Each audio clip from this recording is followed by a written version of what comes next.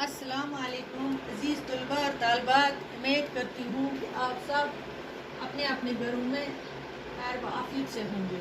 प्यारे बच्चों, offline session में आपका फिर से खैर मकदम। तो मैं आज जमात 7वीं है, मैं आपको उर्दू पढ़ाऊँगी और हमारा मौजू है बुरज़हामा की तारीख़ी अहमियत। प्यारे बच्चों, हमने इसके पहला दौर और दूसरा दौर में पढ़ा, क्योंकि उम्मीद है मुझे कि आपने अच्छी तरह से वो समझ लिया होगा।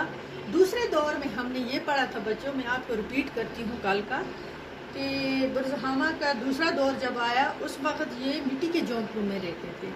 तब तक मिट्टी के और कच्ची ईंटों का इस्तेमाल भी करते थे। कच्ची ईंटें बनाई गई, उसके घर बनाए जाते थे, मिट्टी के घर थे, और लकड़ी का इस्तेमाल भी तामीरी कारी में होता था। और इन्होंने ऐसे बर्तन मिट्टी के बनाते थे, चाक के बनाए हुए बर्तन थे, जिनके ऊपर कलर चढ़ाया हुआ था, नक्श से साइडों को उनके ऊपर डिज़ाइन बनाए थे। और कुछ सुर्ख रंग के भी बर्तन कुछ दरियाफ़त किए गए हैं, जिनमें 500 950 नगीने लगे हुए थे। तो उस दौर में ये उनकी हुनरमंदी का पता चलता था कि ये लोग बहुत कुछ जानते हैं। बाज़ बर्तनों पर तो रोगन भी चढ़ा हुआ था। उससे अंदाज़ा होता था कि ये लोग या तो ये बर्तन चीन से आए हैं या तो यहाँ देखकर उनको बनाया गया है।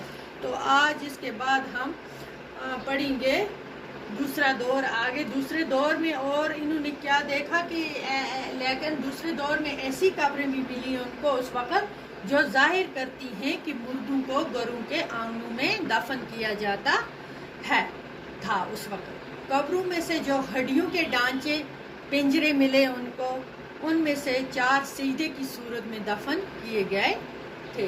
बाज़ कब्रें ऐसी भी मिली जिनसे जानवरों के पिंजरे मिले।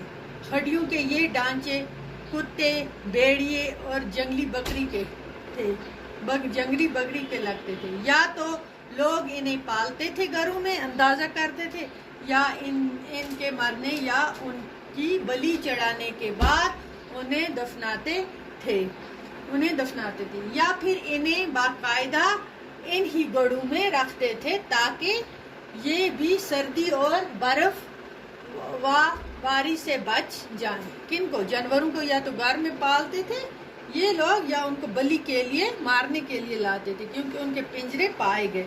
इसके बाद बुरज़हामा का फिर तीसरा दौर शुरू होता है। ये दूसरे दौर तक है, तो इसका हमने तीसरा दौर आगे पढ़ेंगे इंशाअल्लाह कल। तो आज हमने दूसरे दौर का पढ़ा कि उसमें और क्या चीज़ें मिली इनको, किससे अंदाज़ा लगाया कि क्या करते थे।